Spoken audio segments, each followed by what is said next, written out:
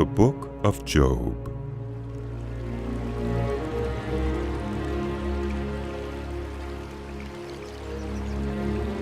In the land of Uz, there lived a man whose name was Job. This man was blameless and upright. He feared God and shunned evil. He had 7 sons and 3 daughters, and he owned 7,000 sheep, 3,000 camels, 500 yoke of oxen, and 500 donkeys, and had a large number of servants.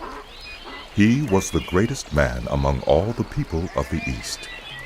His sons used to hold feasts in their homes on their birthdays, and they would invite their 3 sisters to eat and drink with them. When a period of feasting had run its course, Job would make arrangements for them to be purified. Early in the morning he would sacrifice a burnt offering for each of them, thinking, "Perhaps my children have sinned and cursed God in their hearts." This was Job's regular custom. One day the angels came to present themselves before the Lord, and Satan also came with them. The Lord said to Satan, "Where have you come from?" Satan answered the Lord, "From roaming through the earth and going back and forth in it." Then the Lord said to Satan, "Have you considered my servant Job? There is no one on earth like him. He is blameless and upright, a man who fears God and shuns evil."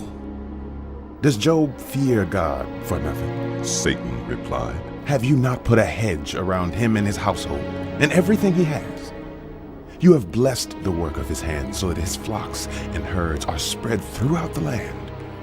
But now stretch out your hand and strike everything he has, and he will surely curse you to your face. The Lord said to Satan, "Very well then, everything he has is in your power, but on the man himself, do not lay a finger." Then Satan went out from the presence of the Lord. One day when Job's sons and daughters were feasting and drinking wine at the oldest brother's house, a messenger came to Job and said, "The oxen were plowing, and the donkeys were grazing nearby, and the Sabaeans attacked and made off with them. They put the servants to the sword, and I am the only one who has escaped to tell you." While he was still speaking, another messenger came and said, "The fire of God fell from the sky and burned up the sheep and the servants, and I am the only one who has escaped to tell you." While he was still speaking, another messenger came and said, "The Chaldeans formed 3 raiding parties and swept down on your camels and made off with them. They put the servants to the sword, and I am the only one who has escaped to tell you." While he was still speaking, yet another messenger came and said, "Your sons and daughters were feasting and drinking wine at the oldest brother's house, when suddenly a mighty wind swept in from the desert and struck the 4 corners of the house. It collapsed on them, and they're dead, and I'm the only one who has escaped to tell you." At this, Job got up and tore his robe and shaved his head. Then he fell to the ground in worship and said, "Naked I came from my mother's womb, and naked I will depart. The Lord gave, and the Lord has taken away. May the name of the Lord be praised." In all this, Job did not sin by charging God with wrongdoing. On another day, the angels came to present themselves before the Lord, and Satan also came with them to present himself before him. And the Lord said to Satan, "Where have you come from?" Satan answered the Lord, From roaming through the earth and going back and forth in it. Then the Lord said to Satan, "Have you considered my servant Job? There is no one on earth like him. He is blameless and upright, a man who fears God and shuns evil. And he still maintains his integrity, though you incited me against him to ruin him without any reason." Skin for skin. Satan replied, A man will give all he has for his own life. But now stretch out your hand and strike his flesh and bones, and he will surely curse you to your face. The Lord said to Satan, Very well then, he is in your hands, but you must spare his life. So Satan went out from the presence of the Lord, and afflicted Job with painful sores from the soles of his feet to the crown of his head. Then Job took a piece of broken pottery and scraped himself with it as he sat among the ashes. His wife said to him, Are you still maintaining your integrity? Curse God and die. He replied, You are talking like a foolish woman. Shall we accept good from God and not trouble? In all this, Job did not sin in what he said. When Job's 3 friends, Eliphaz the Temanite, Bildad the Shuhite, and Zophar the Naamathite, heard about all the troubles that had come upon him, they set out from their homes and met together by agreement to go and sympathize with him and comfort him. When they saw him from a distance, they could hardly recognize him. They began to weep aloud, and they tore their robes and sprinkled dust on their heads. Then they sat on the ground with him for 7 days and 7 nights. No one said a word to him, because they saw how great his suffering was. After this, Job opened his mouth and cursed the day of his birth. He said, May the day of my birth perish, and the night that said a boy is conceived. That day may it turn to darkness. May God above not care about it. May no light shine on it. May gloom and utter darkness claim it once more. May a cloud settle over it. May blackness overwhelm it. That night, may thick darkness seize it. May it not be included among the days of the year, nor be entered in any of the months. May that night be barren. May no shout of joy be heard in it. May those who curse days curse that day. Those who are ready to rouse Leviathan, may its morning stars become dark. May it wait for daylight in vain and not see the first rays of dawn. For it did not shut the doors of the womb on me to hide trouble from my eyes. Why did I not perish at birth and die as I came from the womb? Why were there knees to receive me and breasts that I might be nursed? Now I would be lying down in peace. I would be asleep and at rest with kings and rulers of the earth. Good for themselves places now lying in ruins, with princes who had gold, who filled their houses with silver. Why was I not hidden away in the ground like a stillborn child, like an infant who never saw the light of day? There the wicked cease from turmoil, and there the weary are at rest. Captives also enjoy their ease. They no longer hear the slave drivers shout. The small and the great are there, and the slaves are free from their owners. Why is light given to those in misery, and life to the bitter of soul, to those who long for death that does not come, who search for it more than for hidden treasure, who are filled with gladness and rejoice when they reach the grave? Why is life given to a man whose way is hidden, whom God has hedged in? The sighing has become my daily food. My groans pour out like water. What I feared has come upon me. What I dreaded has happened to me. I have no peace, no quietness. I have no rest, but only turmoil. Then Eliphaz the Temanite replied, If someone ventures a word with you, will you be impatient? But who can keep from speaking? Think how you have instructed many, how you have strengthened feeble hands. Your words have supported those who stumbled. You have strengthened faltering knees. But now trouble comes to you, and you are discouraged. It strikes you, and you are dismayed. Should not your piety be your confidence, and your blameless ways your hope? Consider now, Who, being innocent, has ever perished? Where were the upright ever destroyed? As I have observed, those who plow evil and those who sow trouble reap it. At the breath of God they perish. At the blast of his anger they are no more. The lions may roar and growl, yet the teeth of the great lions are broken. The lion perishes for lack of prey, and the cubs of the lioness are scattered.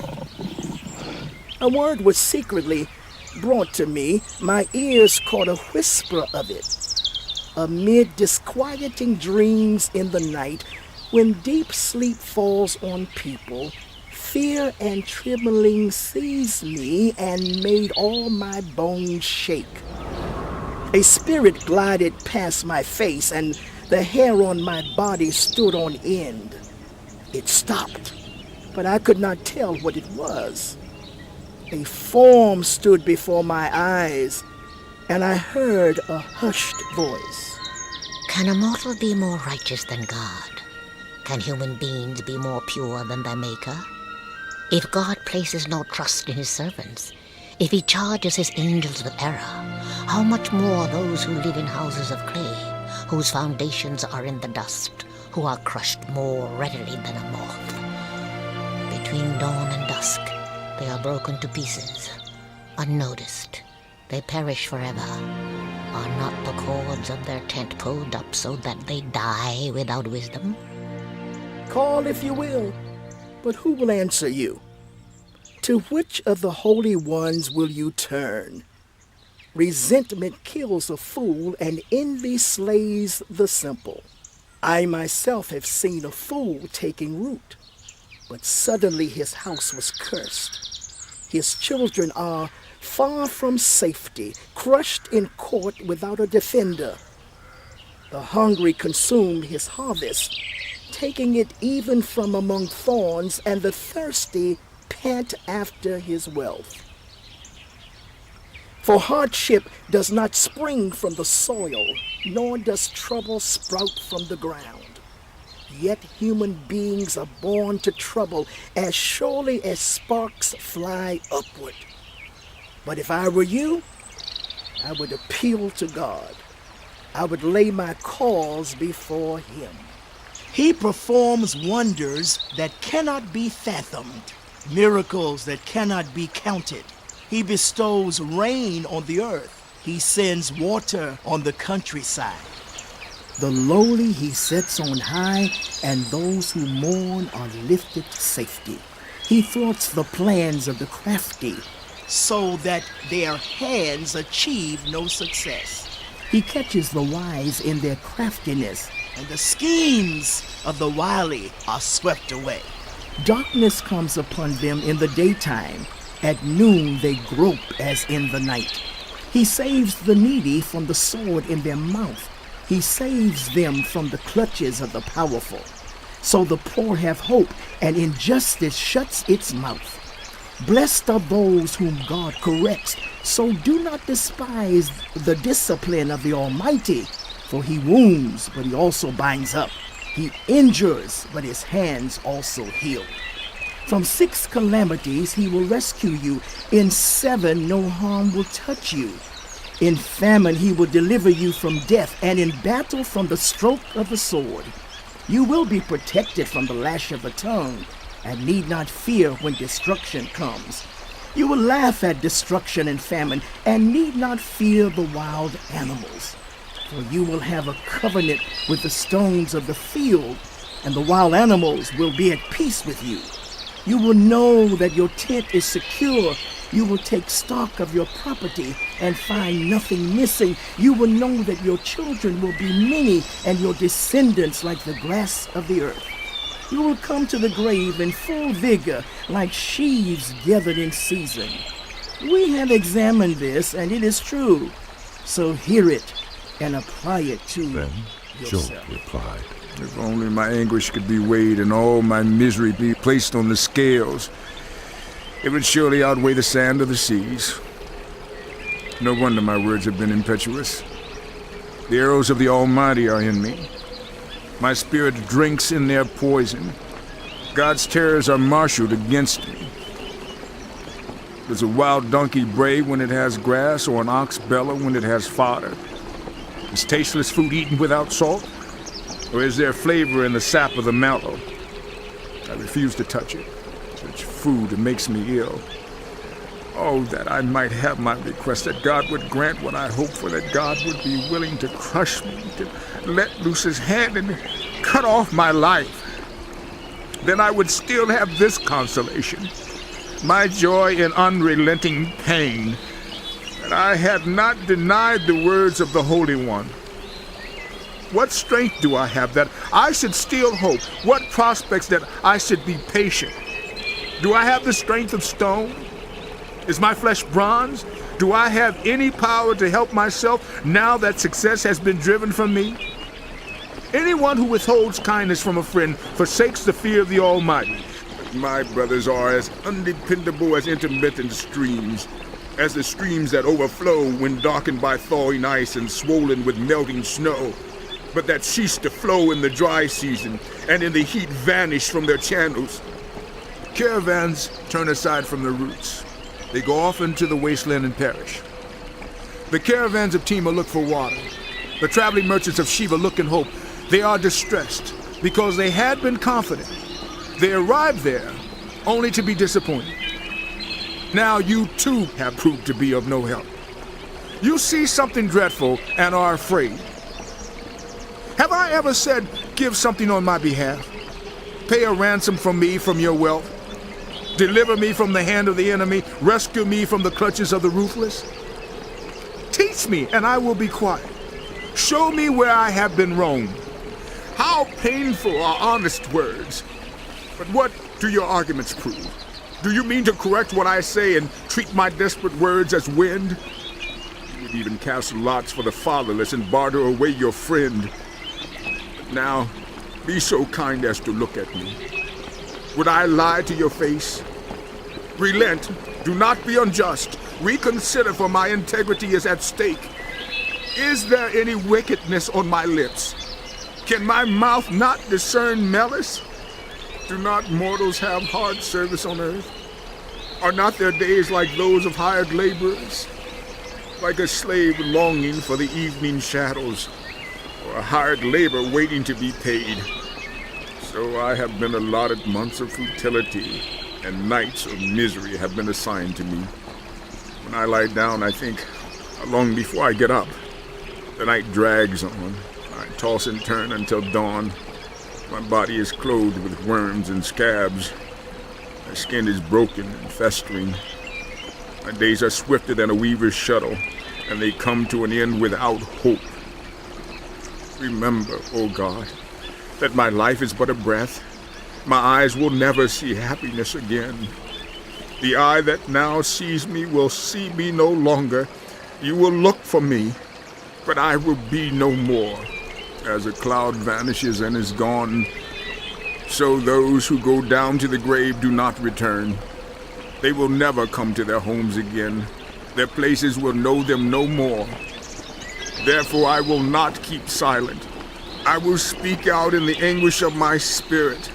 I will complain in the bitterness of my soul.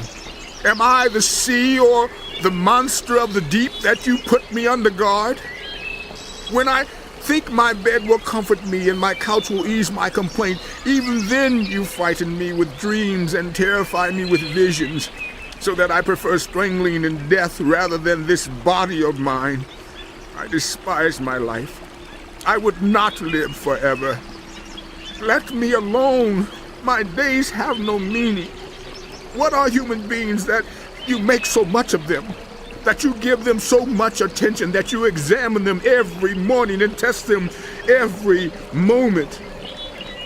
Will you never look away from me or let me alone even for an instant? If I have sinned, what have I done to you, you who watch over us all? Why have you made me your target? Have I become a burden to you? Why do you not pardon my offenses and forgive my sins? I will soon lie down in the dust. You will search for me, but I will be no more. Bildad the Shuhite replied, How long will you say such things? Your words are a blustering wind. Does God pervert justice? Does the Almighty pervert what is right? When your children sinned against him, he gave them over to the penalty of their sin. But if you will seek God earnestly and plead with the Almighty, if you are pure and upright, even now he will rouse himself on your behalf and restore you to your prosperous state. Your beginnings will seem humble.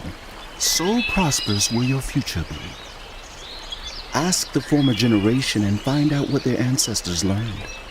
For we were born only yesterday and know nothing, and our days on earth are but a shadow. Will they not instruct you and tell you?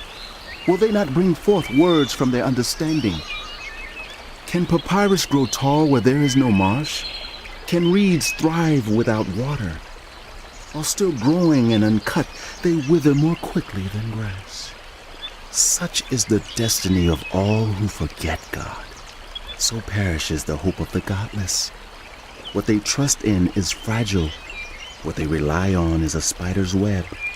They lean on the web, but it gives way. They cling to it, but it does not hold.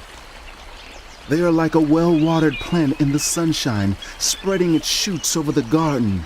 It entwines its roots around a pile of rocks and looks for a place among the stones. But when it is torn from its spot, that place disowns it and says, I never saw you. Surely its life withers away, and from the soil other plants grow. Surely God does not reject the blameless or strengthen the hands of evildoers. He will yet fill your mouth with laughter and your lips with shouts of joy. Your enemies will be clothed in shame, and the tents of the wicked Job replied, Indeed, I know that this is true. But how can mere mortals prove their innocence before God? Though they wished to dispute with him, they could not answer him 1 time out of 1,000. His wisdom is profound, his power is vast. Who has resisted him and come out unscathed? He moves mountains without their knowing it, and overturns them in his anger. He shakes the earth from its place and makes its pillars tremble. He speaks to the sun and it does not shine. He seals off the light of the stars. He alone stretches out the heavens and treads on the waves of the sea. He is the maker of the Bear and Orion, the Pleiades and the constellations of the south. He performs wonders that cannot be fathomed, miracles that cannot be counted. When he passes me, I cannot see him. When he goes by, I cannot perceive him. If he snatches away, who can stop him? Who can say to him, what are you doing? God does not restrain his anger. Even the cohorts of Rahab cowered at his feet. How then can I dispute with him? How can I find words to argue with him? Though I were innocent, I could not answer him. I could only plead with my judge for mercy. Even if I summoned him and he responded, I do not believe he would give me a hearing. He would crush me with a storm and multiply my wounds for no reason. He would not let me catch my breath, but would overwhelm me with misery. If it is a matter of strength, he is mighty. And if it is a matter of justice, who can challenge him? Even if I were innocent, my mouth would condemn me. If I were blameless, it would pronounce me guilty. Although I am blameless, I have no concern for myself. I despise my own life. It is all the same. That is why I say he destroys both the blameless and the wicked. When a scourge brings sudden death, he mocks the despair of the innocent. When a land falls into the hands of the wicked, he blindfolds its judges. If it is not he, then who is it? My days are swifter than a runner. They fly away without a glimpse of joy.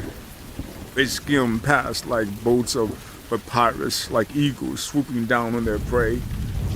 If I say I will forget my complaint, I will change my expression and smile, I still dread all my sufferings, for I know you will not hold me innocent.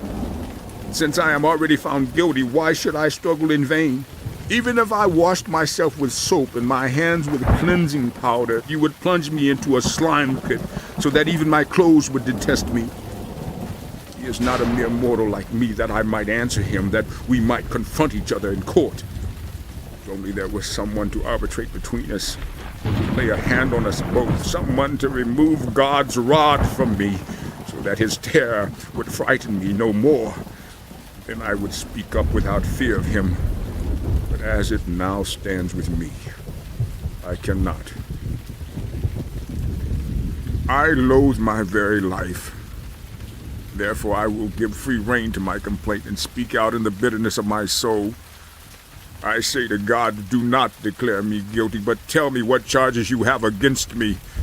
Does it please you to oppress me, to spurn the work of your hands while you smile on the plans of the wicked? Do you have eyes of flesh? Do you see as a mortal sees? Are your days like those of a mortal, or your years like those of a human being, that you must search out my faults and probe after my sin, though you know that I am not guilty and that no one can rescue me from your hand? Your hand shaped me and made me. Will you now turn and destroy me? Remember that you molded me like clay. Will you now turn me to dust again? Did you not pour me out like milk and curdle me like cheese, clothe me with skin and flesh and knit me together with bones and sinews? You gave me life and showed me kindness, and in your providence watched over my spirit. But this is what you concealed in your heart, and I know that this was in your mind. If I sinned, you would be watching me and would not let my offense go unpunished. If I am guilty, woe to me! Even if I am innocent, I cannot lift my head, for I am full of shame and drowned in my affliction. If I hold my head high, you stalk me like a lion and again display your awesome power against me. You bring new witnesses against me and increase your anger toward me. Your forces come against me wave upon wave. Why then did you bring me out of the womb? I wish I had died before any eyes saw me. If only I had never come into being, or had been carried straight from the womb to the grave. Are not my few days almost over? Turn away from me so I can have a moment's joy before I go to the place of no return, to the land of gloom and utter darkness, to the land of deepest night, of utter darkness and disorder, where even the light is like darkness. Zophar, the Neumathite, replied, Are all these words to go unanswered? Is this talker to be vindicated? Will your idle talk reduce others to silence? Will no one rebuke you when you mock? You say to God, my beliefs are flawless, and I am pure in your sight. Oh, how I wish that God would speak, that he would open his lips against you and disclose to you the secrets of wisdom, for true wisdom has two sides. Know this, God has even forgotten some of your sin. Can you fathom the mysteries of God? Can you probe the limits of the Almighty? They are higher than the heavens above. What can you do? They are deeper than the depths below.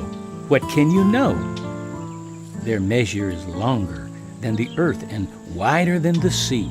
If he comes along and confines you in prison and convenes a court, who can oppose him? Surely he recognizes deceivers, and when he sees evil, does he not take note? But the witless can no more become wise than a wild donkey's colt can be born a human being.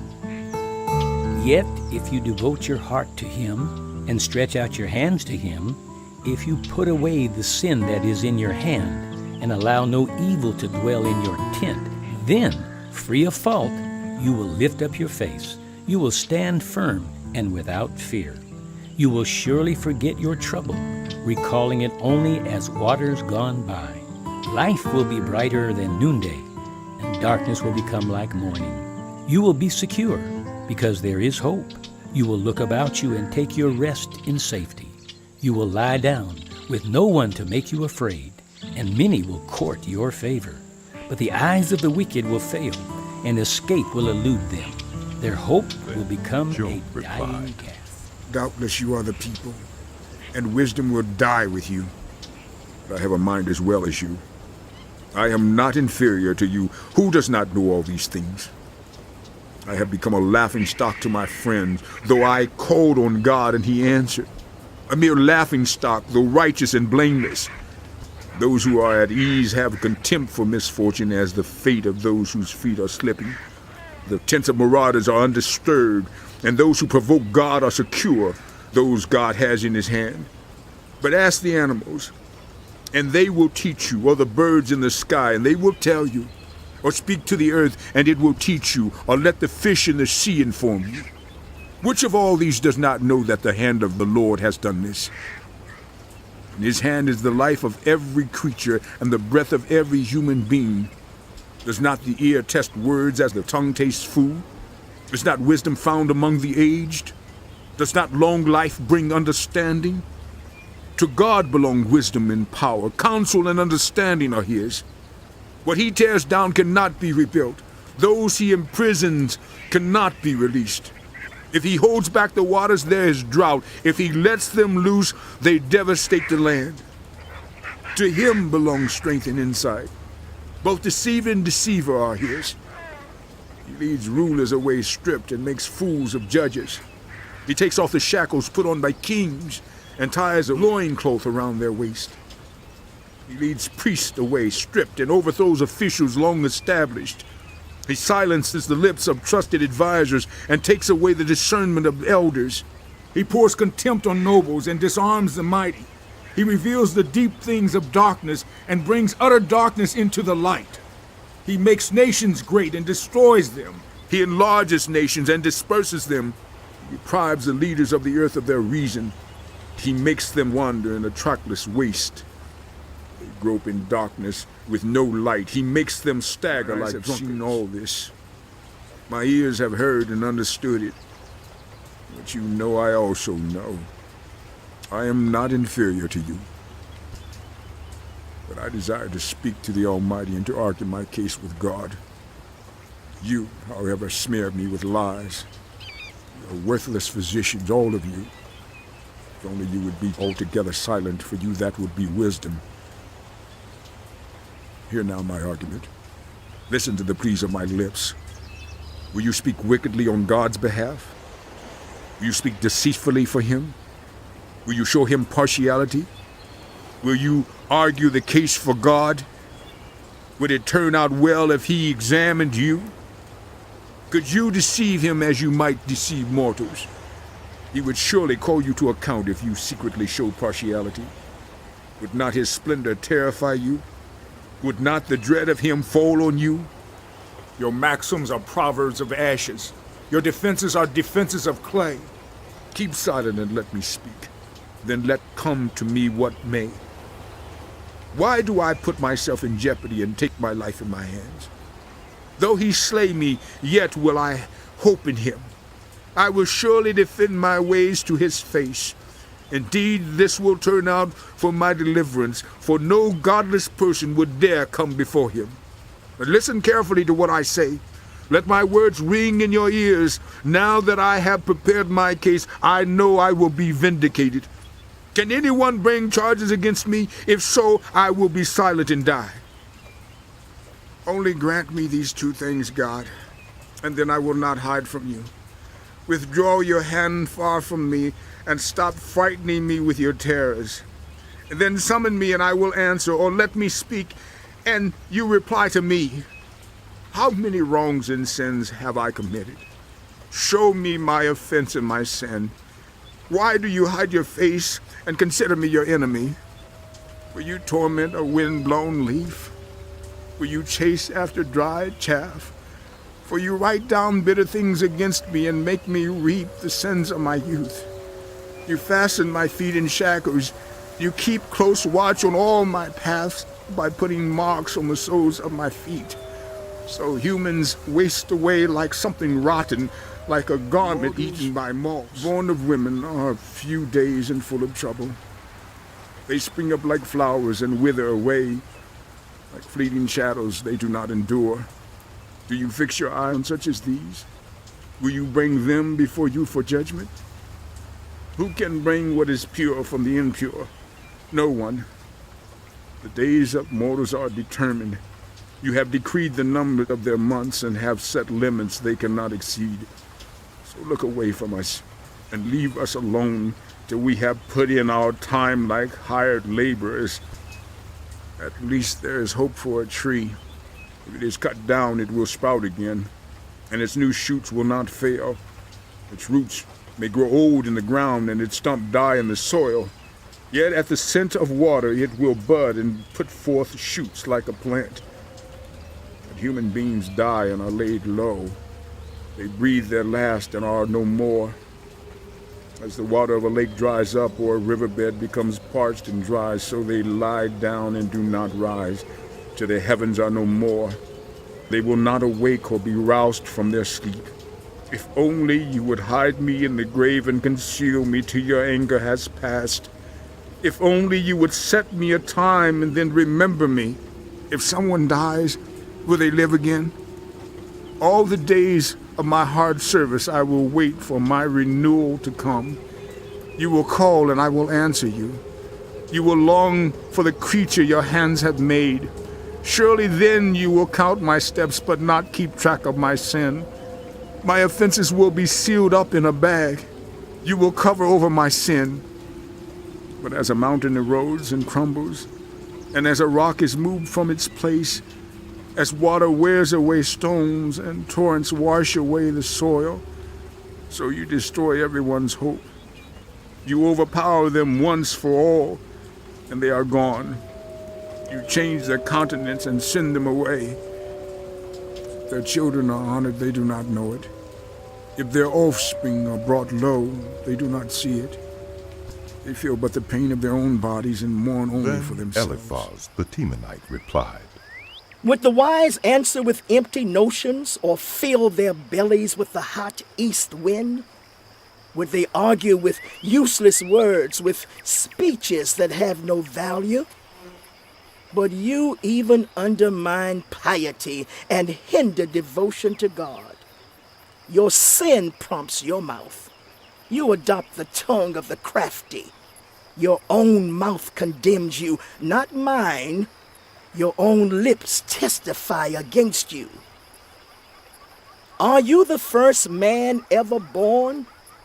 Were you brought forth before the hills? Do you listen in on God's counsel?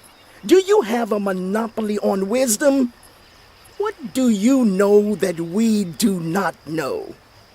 What insights do you have that we do not have?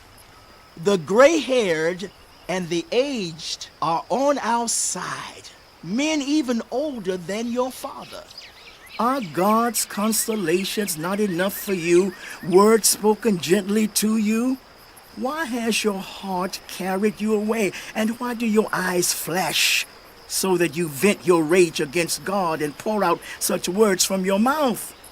What are mortals, that they could be pure, or those born of woman, that they could be righteous?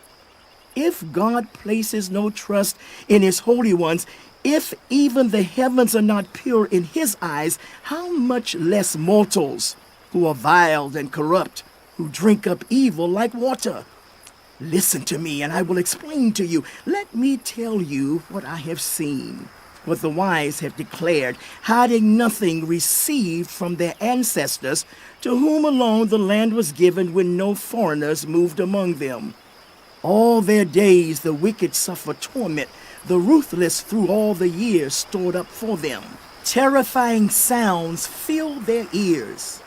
When all seems well, Marauders attack them. They despair of escaping the realm of darkness. they are marked for the sword. They wander about for food like vultures. They know the day of darkness is at hand. Distress and anguish fill them with terror. Troubles overwhelm them like a king poised to attack, because they shake their fists at God and vaunt themselves against the Almighty, defiantly charging against him with thick, strong shields. Though their faces are covered with fat and their waists bulge with flesh, they will inhabit ruined towns and houses where no one lives, houses crumbling to rubble. They will no longer be rich, and their wealth will not endure, nor will their possessions spread over the land. They will not escape the darkness. A flame will wither their shoots, and the breath of God's mouth will carry them away. Let them not deceive themselves by trusting what is worthless, for they will get nothing in return. Before their time they will wither, and their branches will not flourish. They will be like a vine stripped of its unripe grapes, like an olive tree shedding its blossoms. For the company of the godless will be barren, and fire will consume the tents of those who love bribes. They conceive trouble and give birth to evil. Their womb fashions deceit.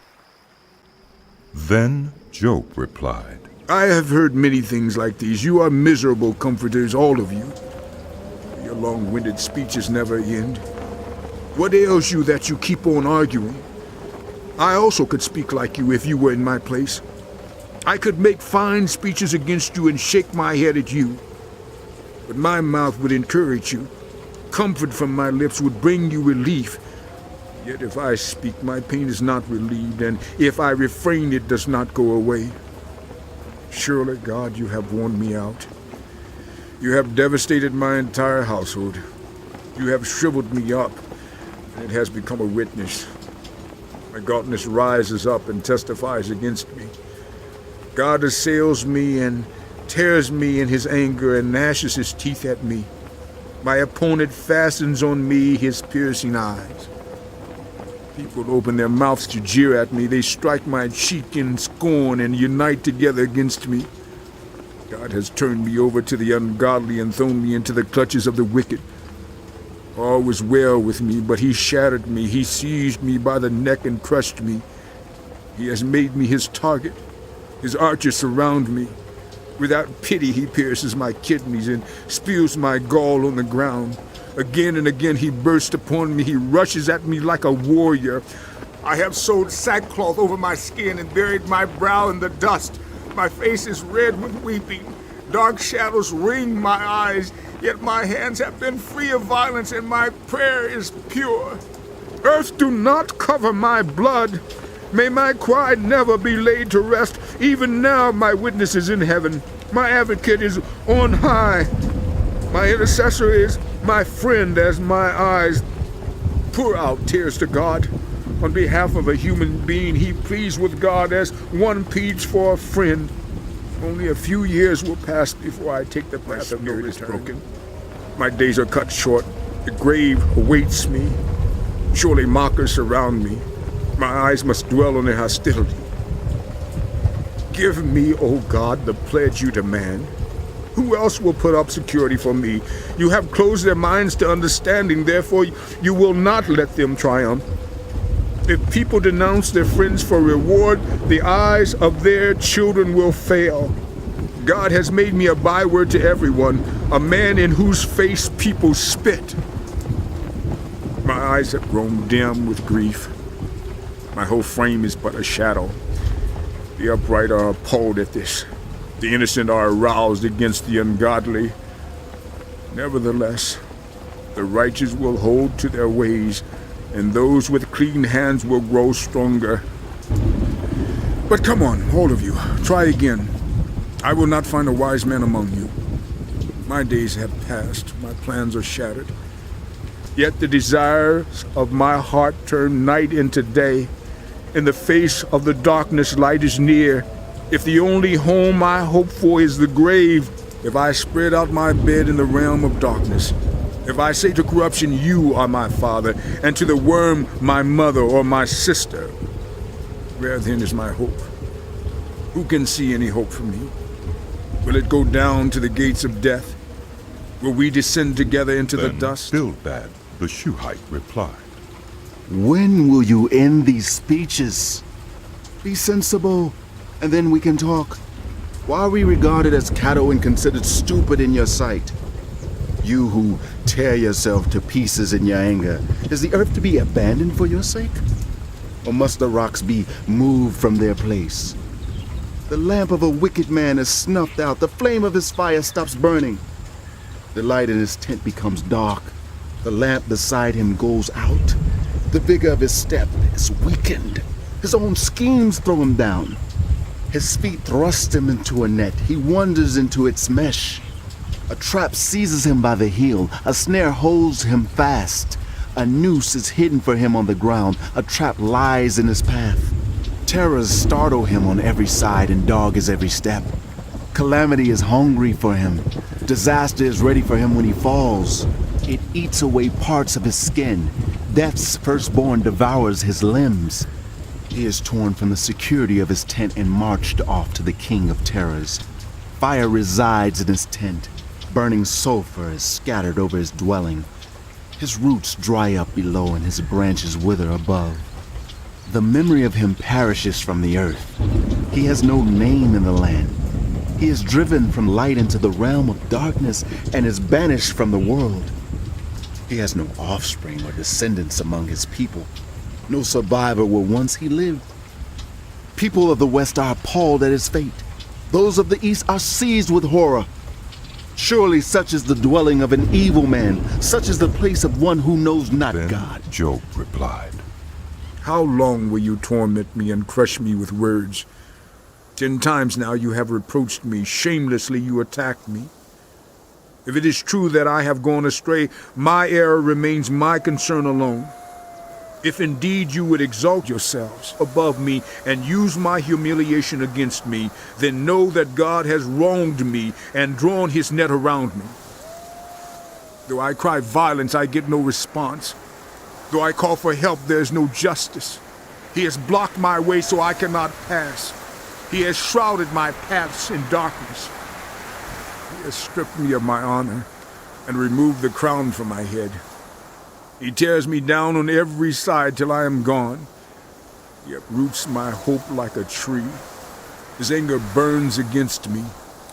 He counts me among his enemies. His troops advance in force. They build a siege ramp against me and encamp around my tent. He has alienated my family from me. My acquaintances are completely estranged from me. My relatives have gone away. My friends have forgotten me. My guests and my female servants count me as foreigner. They look on me as a stranger. I summon my servant, but he does not answer, though I beg him with my own mouth. My breath is offensive to my wife. I am loathsome to my own family. Even the little boys scorn me. When I appear, they ridicule me. All my intimate friends detest me. Those I love have turned against me. I am nothing but skin and bones. I have escaped only by the skin of my teeth. Have pity on me, my friends. Have pity, for the hand of God has struck me. Why do you pursue me as God does? Will you never get enough of my flesh? Oh, that my words were recorded, that they were written on a scroll, that they were inscribed with an iron tool on lead or engraved in rock forever. I know that my Redeemer lives, and that in the end he will stand on the earth. And after my skin has been destroyed, yet in my flesh I will see God. I myself will see him with my own eyes. I, and not another. How my heart yearns within me. If you say, how we will hound him, since the root of the trouble lies in him, you should fear the sword yourselves. For wrath will bring punishment by the sword, and then you will know that there is judgment. Then Zophar, the Naamathite, replied, My troubled thoughts prompt me to answer, because I am greatly disturbed.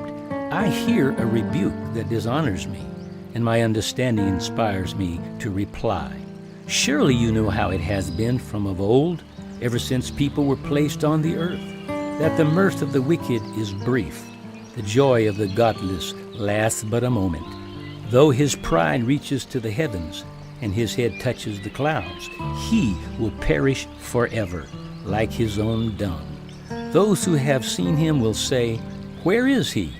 Like a dream he flies away, no more to be found, banished like a vision of the night. The eye that saw him will not see him again.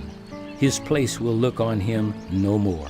His children must make amends to the poor. His own hands must give back his wealth. The youthful vigor that fills his bones will lie with him in the dust. Though evil is sweet in his mouth, and he hides it under his tongue, though he cannot bear to let it go and lets it linger in his mouth, yet his food will turn sour in his stomach. It will become the venom of serpents within him. He will spit out the riches he swallowed. God will make his stomach vomit them up. He will suck the poison of serpents. The fangs of an adder will kill him. He will not enjoy the streams, the rivers flowing with honey and cream. What he toiled for he must give back uneaten. He will not enjoy the profit from his trading, for he has oppressed the poor and left them destitute. He has seized houses he did not build. Surely he will have no respite from his craving.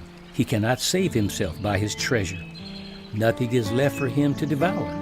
His prosperity will not endure. In the midst of his plenty, distress will overtake him. The full force of misery will come upon him. When he has filled his belly, God will vent his burning anger against him and rain down his blows on him. Though he flees from an iron weapon, a bronze-tipped arrow pierces him. He pulls it out of his back, the gleaming point out of his liver. Terrors will come over him. Total darkness lies in wait for his treasures. A fire unfanned will consume him and devour what is left in his tent. The heavens will expose his guilt. The earth will rise up against him. A flood will carry off his house, rushing waters on the day of God's wrath. Such is the fate God allots the wicked, the heritage appointed for them by God. Then Job replied, Listen carefully to my words. Let this be the consolation you give me. Bear with me while I speak, and after I have spoken, mock on. Is my complaint directed to a human being? Why should I not be impatient? Look at me and be appalled. Clap your hand over your mouth. When I think about this, I am terrified. Trembling seizes my body.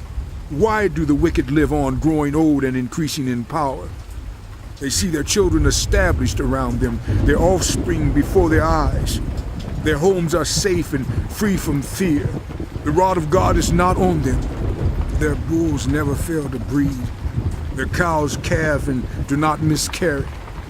They send forth their children as a flock. Their little ones dance about. They sing to the music of timbrel and lyre. They make merry to the sound of the pipe. They spend their years in prosperity and go down to the grave in peace. And yet they say to God, leave us alone. We have no desire to know your ways. Who is the Almighty that we should serve him? What would we gain by praying to him? But their prosperity is not in their own hands, so I stand aloof from the counsel of the wicked. Yet how often is the lamp of the wicked snuffed out?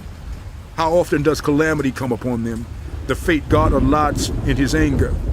How often are they like straw before the wind, like chaff swept away by a gale? It is said God stores up the punishment of the wicked for their children. Let him repay the wicked, so that they themselves will experience it. Let their own eyes see their destruction. Let them drink of the wrath of the Almighty. But what do they care about the families they leave behind when their allotted months come to an end? Can anyone teach knowledge to God, since he judges even the highest? One person dies in full vigor, completely secure and at ease, well-nourished in body, bones rich with marrow. Another dies in bitterness of soul, never having enjoyed anything good. Side by side they lie in the dust, and worms cover them both. I know full well what you are thinking, the schemes by which you would wrong me. You say, where now is the house of the great, the tents where the wicked lived? Have you never questioned those who travel? Have you paid no regard to their accounts, that the wicked are spared from the day of calamity, that they are delivered from the day of wrath? Who denounces their conduct to their face? Who repays them for what they have done? They are carried to the grave, and watch is kept over their tombs. The soil in the valley is sweet to them. Everyone follows after them, and a countless throng goes before them. So how can you console me with your nonsense? Nothing is left Then of your answers but Eliphaz, falsehood. the Temanite, replied, Can a human being be of benefit to God? Can even the wise benefit him? What pleasure would it give the Almighty if you were righteous? What would he gain if your ways were blameless? Is it for your piety that he rebukes you and brings charges against you? Is not your wickedness great?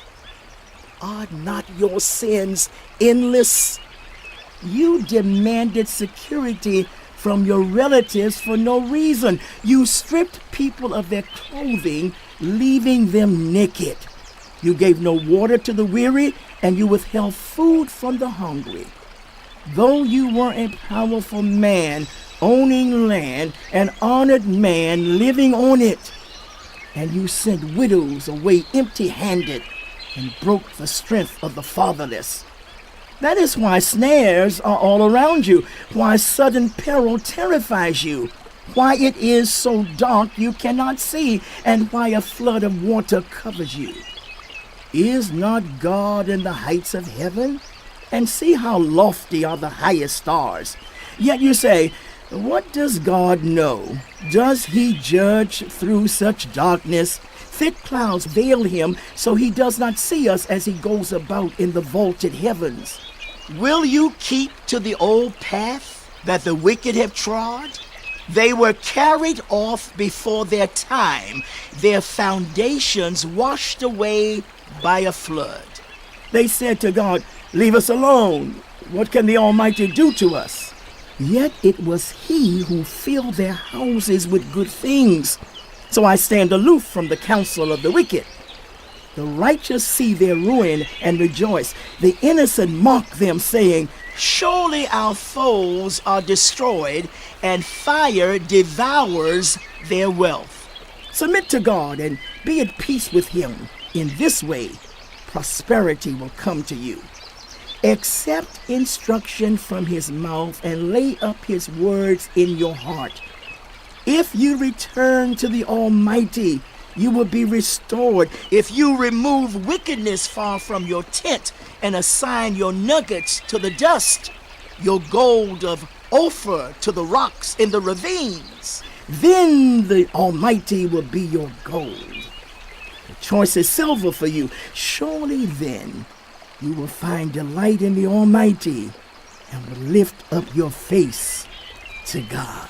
You will pray to him and he will hear you, and you will fulfill your vows. What you decide on will be done, and light will shine on your ways. When people are brought low and you say, lift him up, then he will save the downcast. He will deliver even one who is not innocent, who will be delivered through the cleanness of your hands.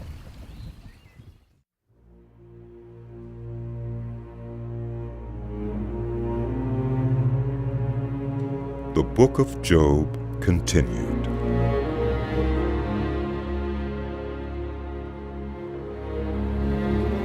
Then Job replied, even today my complaint is bitter. His hand is heavy in spite of my groaning. If only I knew where to find him.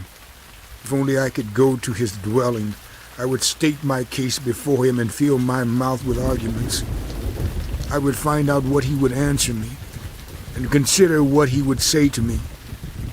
Would he vigorously oppose me?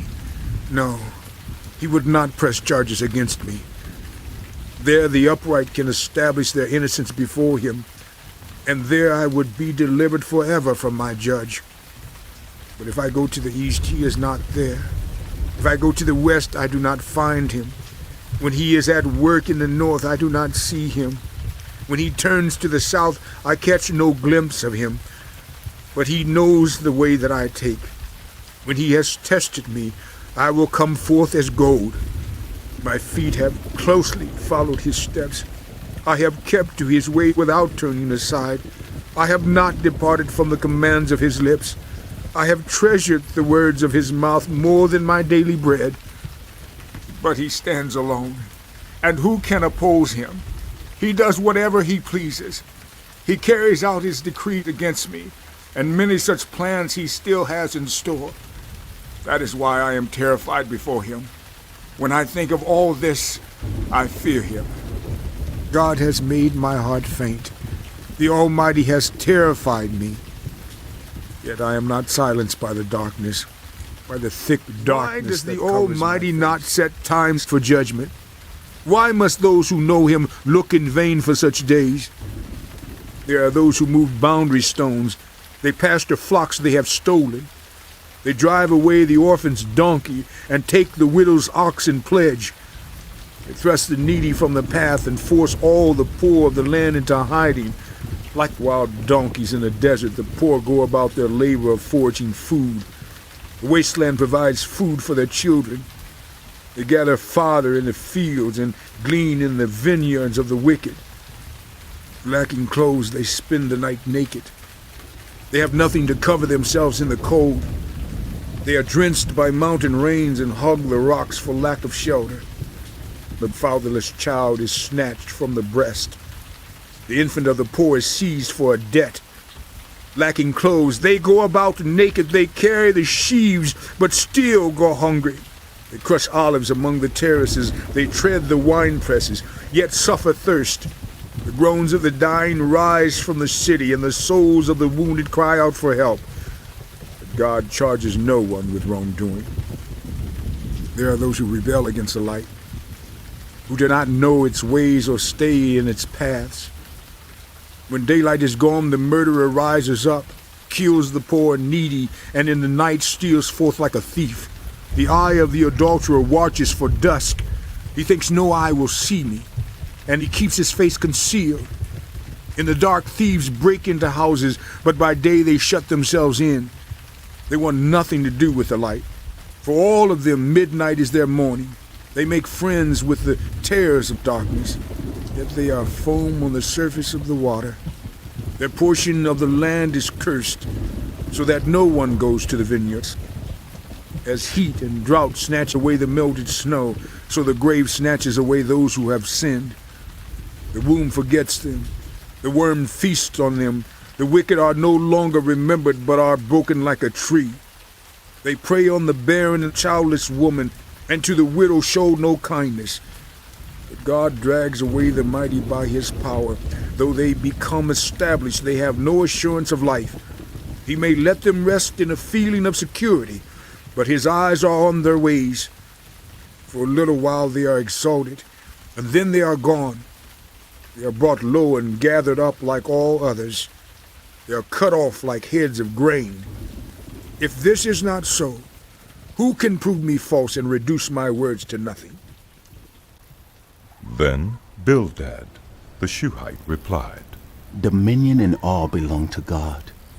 He establishes order in the heights of heaven. Can his forces be numbered?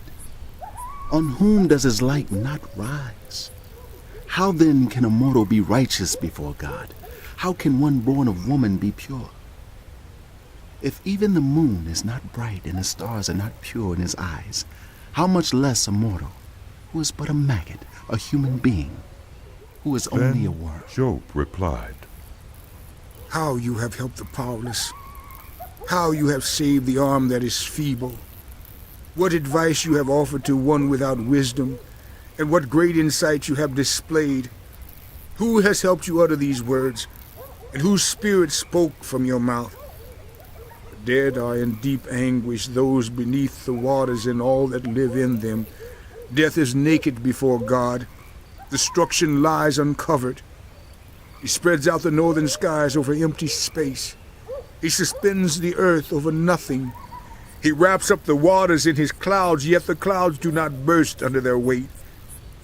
He covers the face of the full moon, spreading his clouds over it. He marks out the horizon on the face of the waters for a boundary between light and darkness. The pillars of the heavens quake aghast at his rebuke. By his power he churned up the sea. By his wisdom he cut Rahab to pieces. By his breath the skies became fair. His hand pierced the gliding serpent.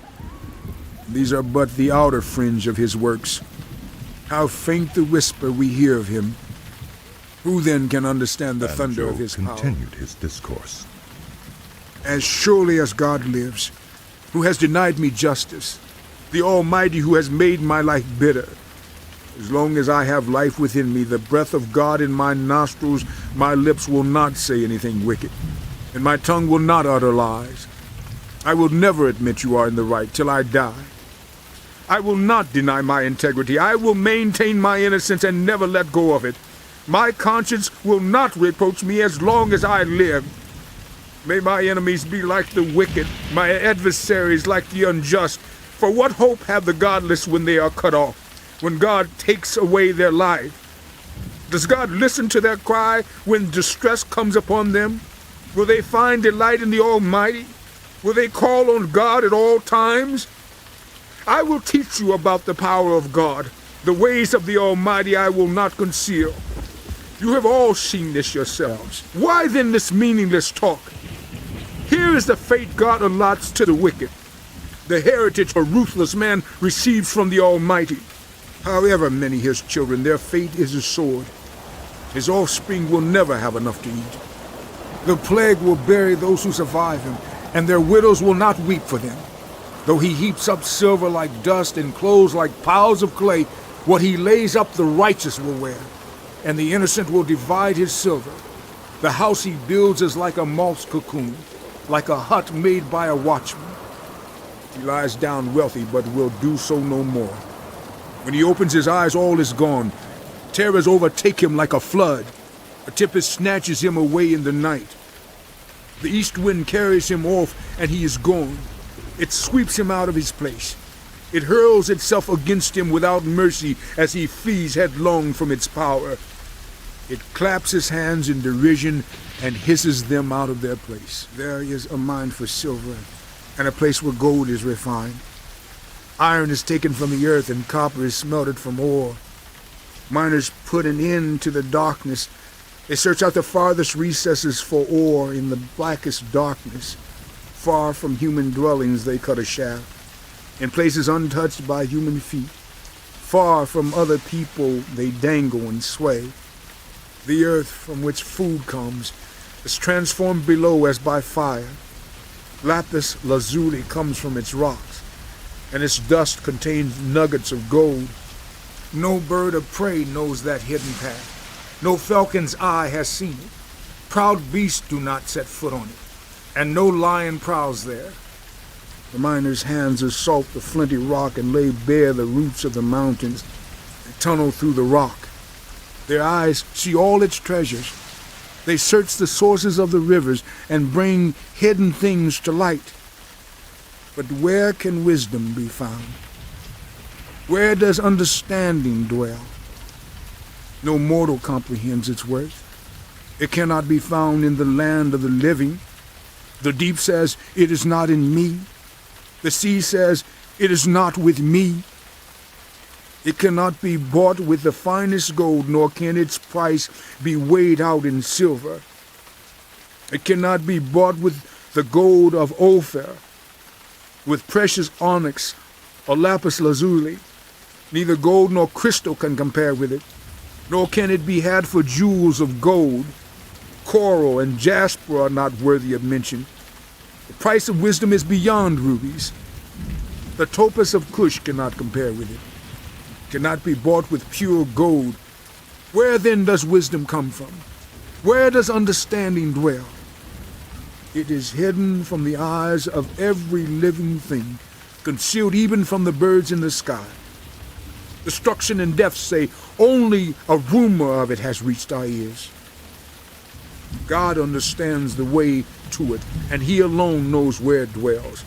For he views the ends of the earth and sees everything under the heavens. When he established the force of the wind and measured out the waters, when he made a decree for the rain and a path for the thunderstorm, then he looked at wisdom and appraised it. He confirmed it and tested it. And he said to the human race, "The fear of the Lord, that is wisdom, and to shun evil is understanding." Job continued his discourse. How I long for the months gone by, In the days when God watched over me, when his lamp shone on my head, and by his light I walked through darkness. Oh, for the days when I was in my prime, when God's intimate friendship blessed my house, when the Almighty was still with me and my children were around me, when my path was drenched with cream and the rock poured out for me streams of olive oil, when I went to the gate of the city and took my seat in the public square, the young men saw me and stepped aside, and the old men rose to their feet. The chief men refrained from speaking and covered their mouths with their hands. The voices of the nobles were hushed, and their tongues stuck to the roof of their mouths. Whoever heard me spoke well of me, and those who saw me commended me, because I rescued the poor who cried for help, and the fatherless who had none to assist them. Those who were dying blessed me. I made the widow's heart sing. I put on righteousness as my clothing. Justice was my robe and my turban. I was eyes to the blind and feet to the lame. I was a father to the needy. I took up the case of the stranger. I broke the fangs of the wicked and snatched the victims from their teeth. I thought, I will die in my own house, my days as numerous as the grains of sand. My roots will reach to the water, and the dew will lie all night on my branches. My glory will remain fresh in me, the bow ever new in my hand. People listened to me expectantly, waiting in silence for my counsel. After I had spoken, they spoke no more. My words fell gently on their ears.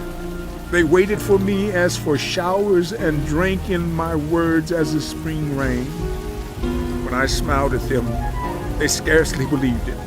The light of my face was precious to them. I chose the way for them and sat as their chief. I dwelt as a king among his troops. I was like one who comforts mourners. Now they mock me. Men younger than I, whose fathers I would have disdained to put with my sheepdogs.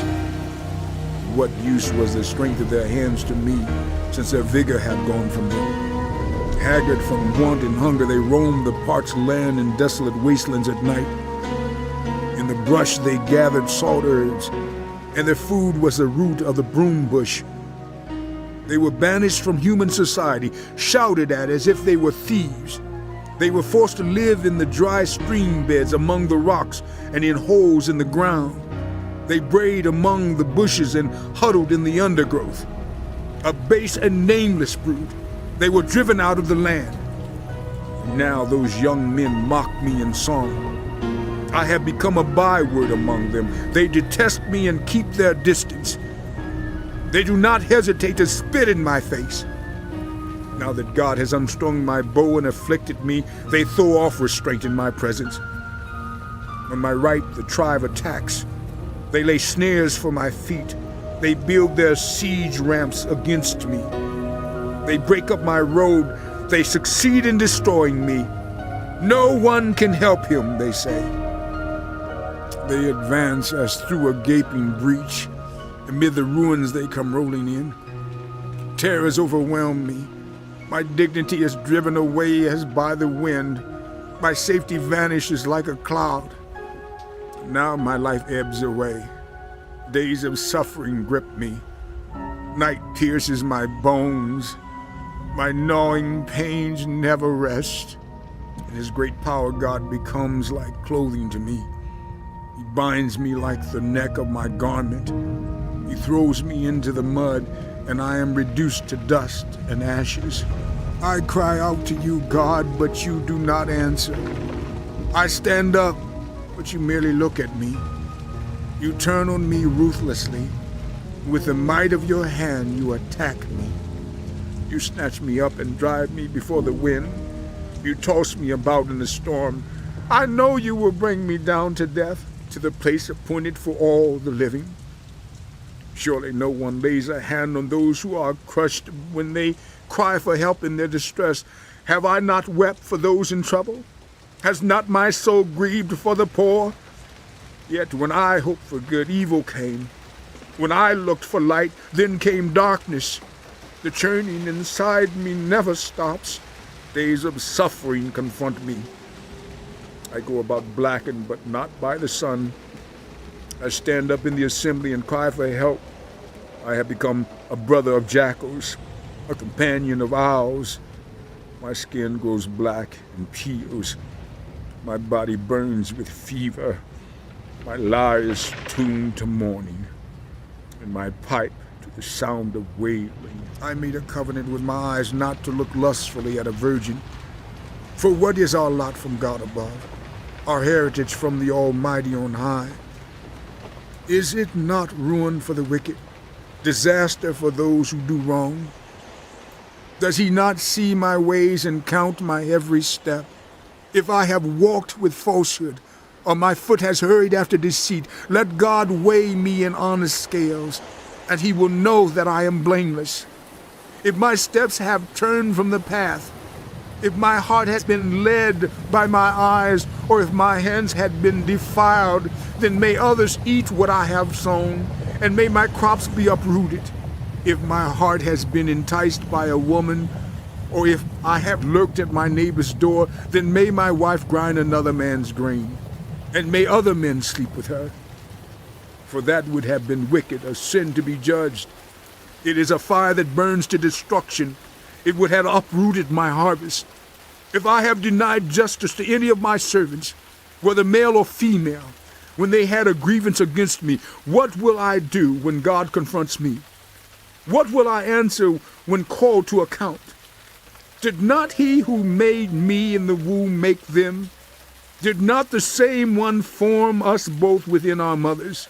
If I have denied the desires of the poor, or let the eyes of the widow grow weary, if I have kept my bread to myself, not sharing it with the fatherless, but from my youth I reared them as a father would, and from my birth I guided the widow.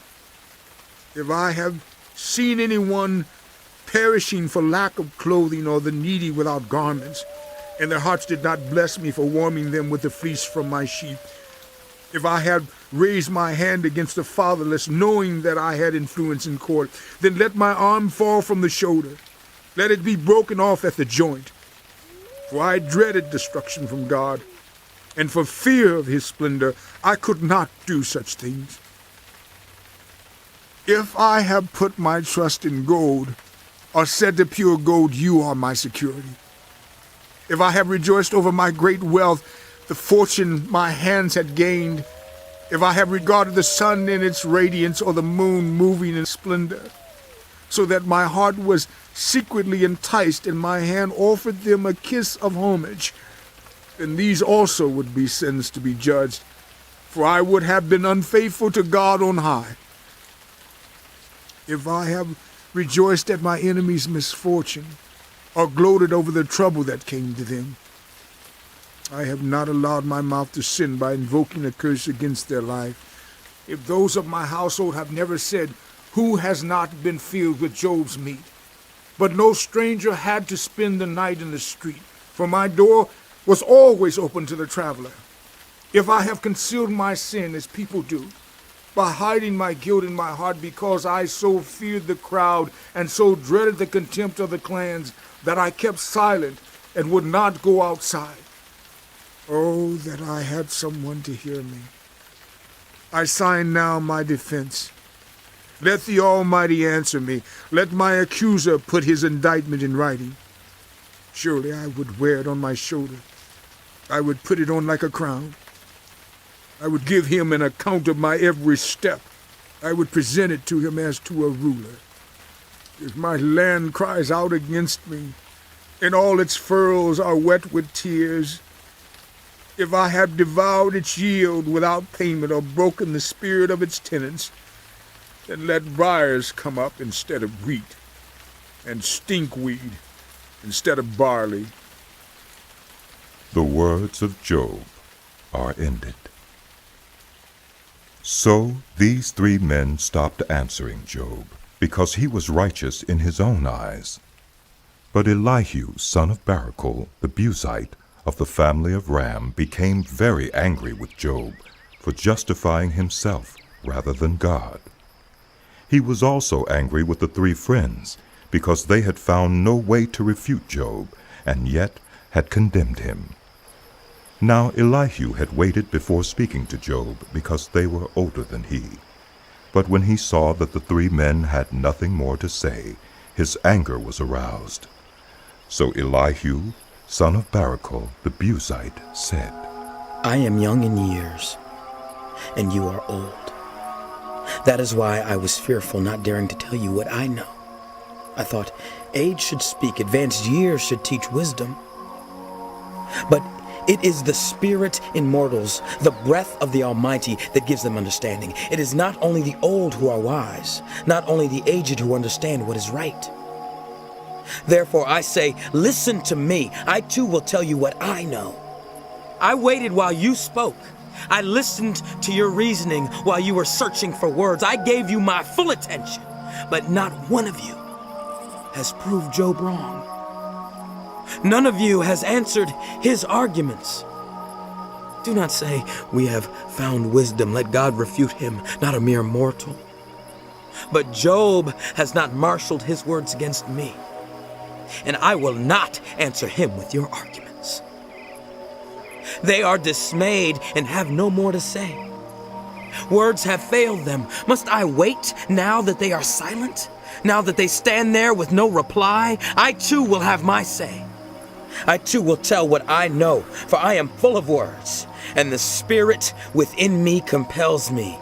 Inside I am like bottled up wine, like new wineskins ready to burst. I must speak and find relief. I must open my lips and reply. I will show no partiality, nor will I flatter anyone, for if I were skilled in flattery, my Maker would soon take me away. Listen to my words. Pay attention to everything I say. I am about to open my mouth. My words are on the tip of my tongue. My words come from an upright heart. My lips sincerely speak what I know. The Spirit of God has made me. The breath of the Almighty gives me life. Answer me then, if you can. Stand up and argue your case before me. I am the same as you in God's sight. I too am a piece of clay. No fear of me should alarm you, nor should my hand be heavy on you. But you have said in my hearing, I heard the very words. I am pure, I have done no wrong, I am clean and free from sin, yet God has found fault with me. He considers me his enemy. He fastens my feet in shackles. He keeps close watch on all my paths. But I tell you, in this, you are not right, for God is greater than any mortal. Why do you complain to him that he responds to no one's words? For God does speak, now one way, now another, though no one perceives it. In a dream, in a vision of the night, when deep sleep falls on people as they slumber in their beds, he may speak in their ears and terrify them with warnings, to turn them from wrongdoing and keep them from pride, to preserve them from the pit, their lives from perishing by the sword. Or they may be chastened on a bed of pain with constant distress in their bones, so that their bodies find food repulsive and their souls loathe the choicest meal. Their flesh wastes away to nothing, and their bones, once hidden, now stick out. They draw near to the pit, and their lives to the messengers of death. Yet if there is an angel at their side, a messenger, 1 out of 1,000 sent, to tell them how to be upright, and he is gracious to them, and says to God, spare them from going down to the pit. I have found a ransom for them. Let their flesh be renewed like a child's. Let them be restored as in the days of their youth. Then they can pray to God and find favor with him. They will see God's face and shout for joy. He will restore them to full well-being. And they will go to others and say, we have sinned, we have perverted what is right, but we did not get what we deserved. God has delivered us from going down to the pit, and we shall live to enjoy the light of life. God does all these things to people. Twice, even 3 times, to turn them back from the pit, that the light of life may shine on them. Pay attention, Job, and listen to me. Be silent, and I will speak. If you have anything to say, answer me. Speak up, for I want to vindicate you. But if not, then listen to me. Be silent, and I will teach you. Elihu said, Hear my words, you wise men. Listen to me, you men of learning. For the ear tests words as the tongue tastes food. Let us discern for ourselves what is right. Let us learn together what is good. Job says, I am innocent, but God denies me justice. Although I am right, I am considered a liar. Although I am guiltless, his arrow inflicts an incurable wound. Is there anyone like Job who drinks scorn like water? He keeps company with evildoers. He associates with the wicked. For he says, there is no profit in trying to please God. So listen to me, you men of understanding. Far be it from God to do evil, from the Almighty to do wrong. He repays everyone for what they have done. He brings on them what their conduct deserves. It is unthinkable that God would do wrong, that the Almighty would pervert justice. Who appointed him over the earth? Who put him in charge of the whole world? If it were his intention, and he withdrew his spirit and breath, all people would perish together and would return to the dust. If you have understanding, hear this. Listen to what I say. Can one who hates justice govern? Will you condemn the just and mighty one? Is he not the one who says to kings, you are worthless, and to nobles, you are wicked, who shows no partiality to princes, and does not favor the rich over the poor, for they are all the work of his hands? They die in an instant, in the middle of the night. The people are shaken and they pass away. The mighty are removed without human hand. His eyes are on the ways of mortals. He sees their every step. There is no deep shadow, no utter darkness where evildoers can hide. God has no need to examine people further, that they should come before him for judgment. Without inquiry, he shatters the mighty and sets up others in their place, because he takes note of their deeds. He overthrows them in the night, and they are crushed. He punishes them for their wickedness where everyone can see them, because they turned from following him and had no regard for any of his ways. They caused the cry of the poor to come before him, so that he heard the cry of the needy. But if he remains silent, who can condemn him? If he hides his face, who can see him? Yet he is over individual and nation alike, to keep the godless from ruling, from laying snares for the people. Suppose someone says to God, I am guilty, but will offend no more. Teach me what I cannot see. If I have done wrong, I will not do so again. Should God then reward you on your terms when you refuse to repent? You must decide, not I.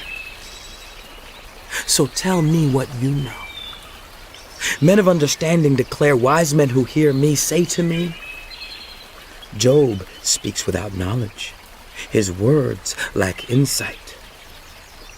Oh, that Job might be tested to the utmost for answering like a wicked man. To his sin he adds rebellion. Scornfully he claps his hands among us and multiplies his words against God. Then Elihu said, Do you think this is just? You say, I am in the right, not God. Yet you ask him, what profit is it to me, and what do I gain by not sinning? I would like to reply to you and to your friends with you. Look up at the heavens and see. Gaze at the clouds so high above you. If you sin, how does that affect him? If your sins are many, what does that do to him? If you are righteous, what do you give to him? Or what does he receive from your hand? Your wickedness only affects human beings like yourself, and your righteousness only members of the human race. People cry out under a load of oppression. They plead for relief from the arm of the powerful, but no one says, "Where is God, my Maker, who gives songs in the night, who teaches us more than he teaches the beasts of the earth, and makes us wiser than the birds in the sky?" He does not answer when people cry out because of the arrogance of the wicked. Indeed, God does not listen to their empty plea. The Almighty pays no attention to it. How much less, then, will he listen when you say that you do not see him?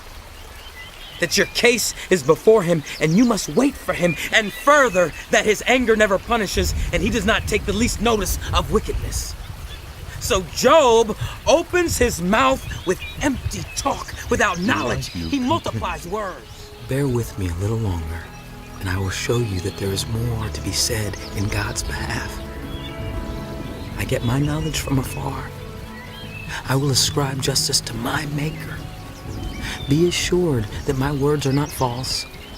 One who has perfect knowledge is with you. God is mighty, but despises no one. He is mighty and firm in his purpose. He does not keep the wicked alive, but gives the afflicted their rights. He does not take his eyes off the righteous. He enthrones them with kings and exalts them forever. But if people are bound in chains, held fast by cords of affliction, he tells them what they have done, that they have sinned arrogantly. He makes them listen to correction and commands them to repent of their evil. If they obey and serve him, they will spend the rest of their days in prosperity and their years in contentment.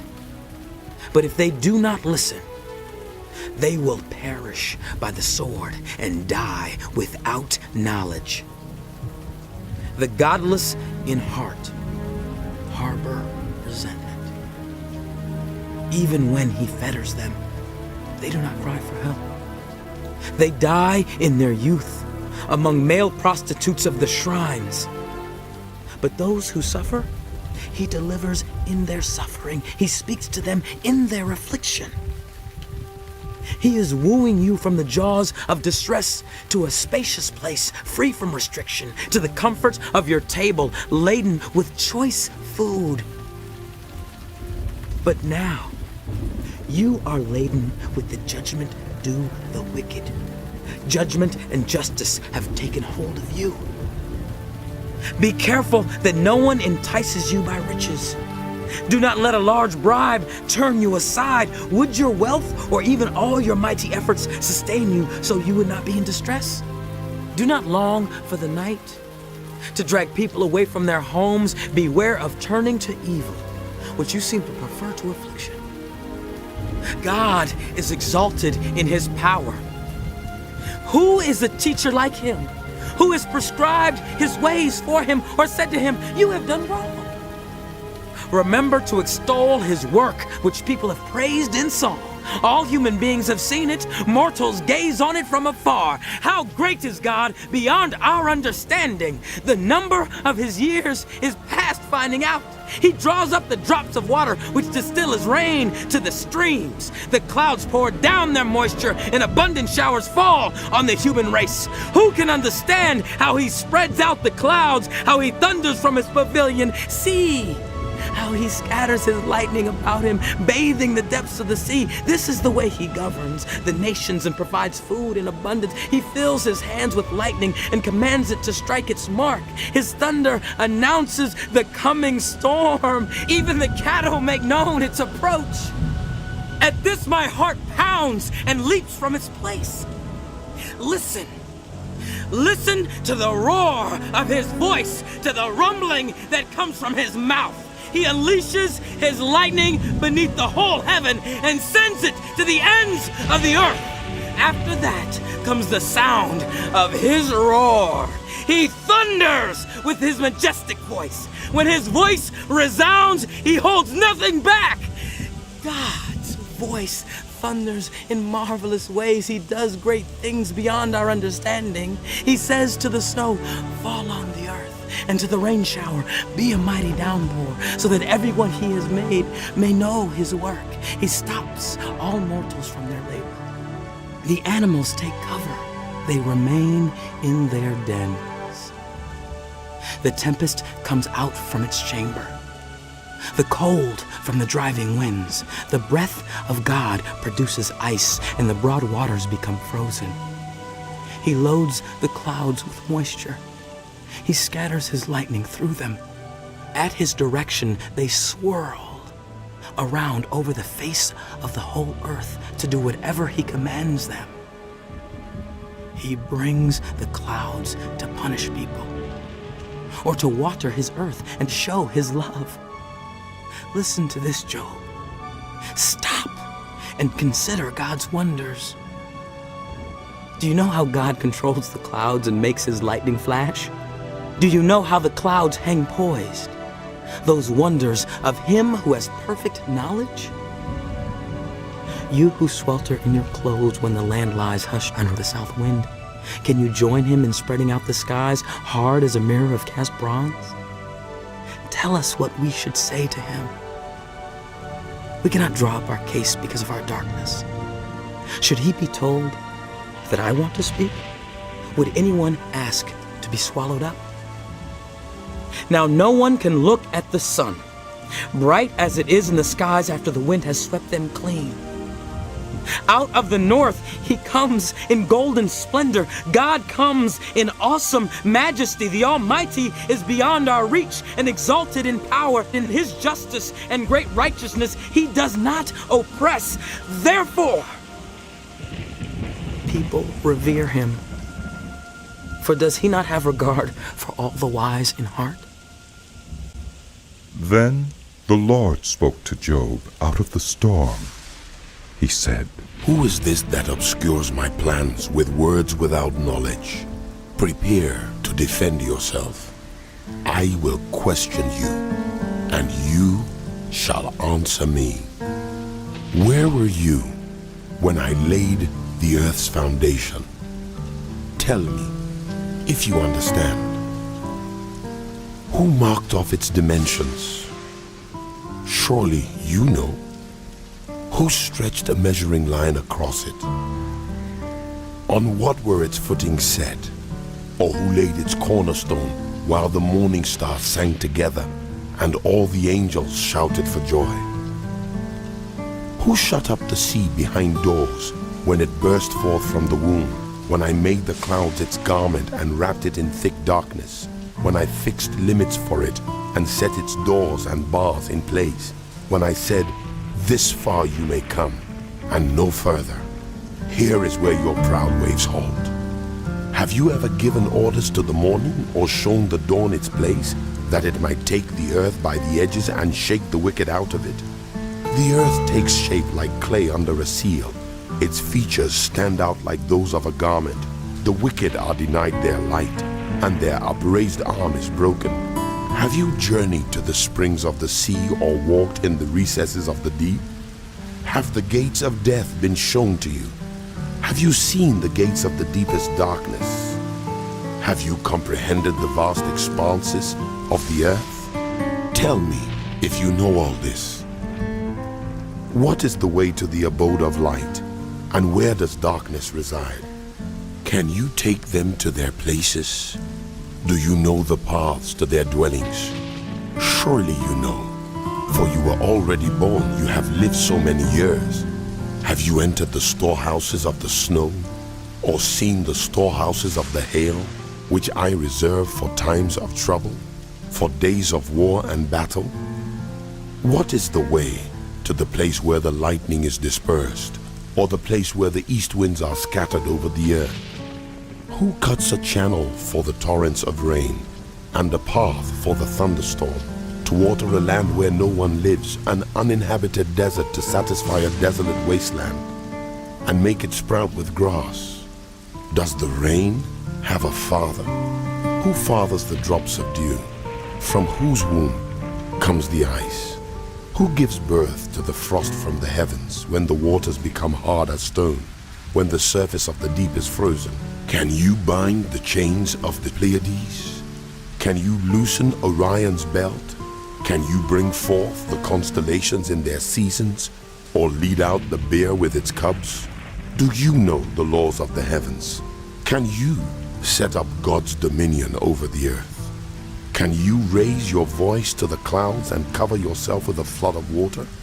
Do you send the lightning bolts on their way? Do they report to you, "Here we are"?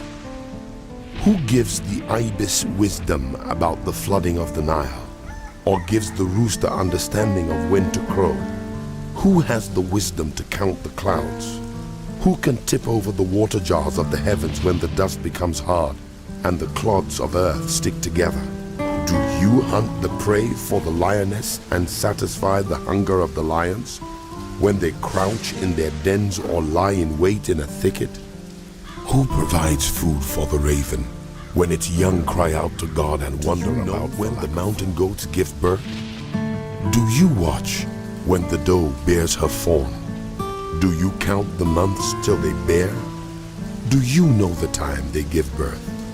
They crouch down and bring forth their young. Their labor pains are ended.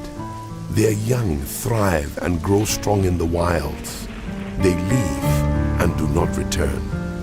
Who let the wild donkey go free? Who untied its ropes? I gave it the wasteland as its home, the salt flats as its habitat. It laughs at the commotion in the town. It does not hear a driver's shout. It ranges the hills for its pasture and searches for any green thing. Will the wild ox consent to serve you? Will it stay by your manger at night? Can you hold it to the furrow with a harness? Will it till the valleys behind you? Will you rely on it for its great strength? Will you leave your heavy work to it? Can you trust it to haul in your grain and bring it to your threshing floor? The wings of the ostrich flap joyfully, though they cannot compare with the wings and feathers of the stork. She lays her eggs on the ground and lets them warm in the sand, unmindful that a foot may crush them, that some wild animal may trample them. She treats her young harshly, as if they were not hers. She cares not that her labor was in vain, for God did not endow her with wisdom, or give her a share of good sense.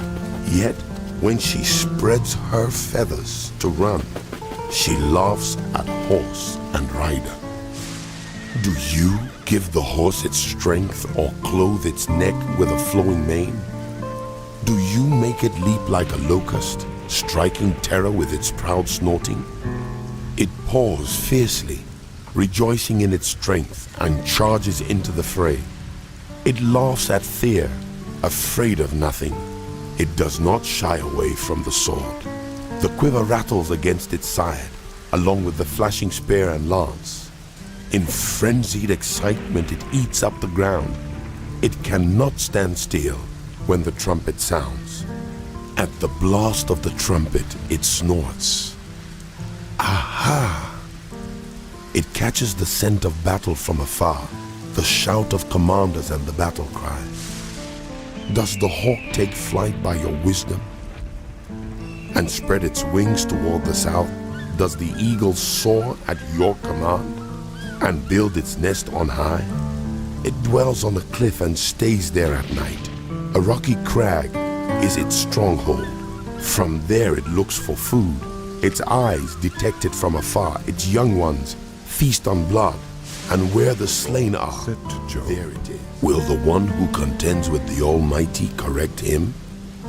Let him who accuses God answer him. Then Job answered the Lord, I am unworthy. How can I reply to you? I put my hand over my mouth. I spoke once, but I have no answer. Twice, but I will say no more. Then the Lord spoke to Job out of the storm. Prepare to defend yourself. I will question you, and you shall answer me. Would you discredit my justice? Would you condemn me to justify yourself? Do you have an arm like God's? And can your voice thunder like his? Then adorn yourself with glory and splendor, and clothe yourself in honor and majesty. Unleash the fury of your wrath. Look at all who are proud, and bring them low. Look at all who are proud, and humble them. Crush the wicked where they stand. Bury them all in the dust together. Shroud their faces in the grave. Then I myself will admit to you that your own right hand can save you. Look at the behemoth, which I made along with you, and which feeds on grass like an ox. What strength it has in its loins, what power in the muscles of its belly. Its tail sways like a cedar. The sinews of its thighs are close-knit. Its bones are tubes of bronze. Its limbs like rods of iron. It ranks first among the works of God, yet its maker can approach it with his sword. The hills bring it their produce, and all the wild animals play nearby. Under the lotus plants it lies, hidden among the reeds in the marsh. The lotuses conceal it in their shadow. The poplars by the stream surround it. A raging river does not alarm it. It is secure, though the Jordan should surge against its mouth. Can anyone capture it by the eyes, or trap it and pierce in the Leviathan with a fish hook, or tie down its tongue with a rope? Can you put a cord through its nose, or pierce its jaw with a hook? Will it keep begging you for mercy? Will it speak to you with gentle words? Will it make an agreement with you for you to take it as your slave for life? Can you make a pet of it like a bird, or put it on a leash for the young women in your house? Will traders barter for it? Will they divide it up among the merchants? Can you fill its hide with harpoons, or its head with fishing spears? If you lay a hand on it, you will remember the struggle and never do it again.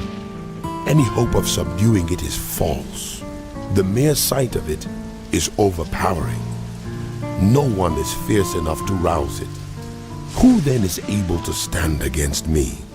Who has a claim against me that I must pay? Everything under heaven belongs to me.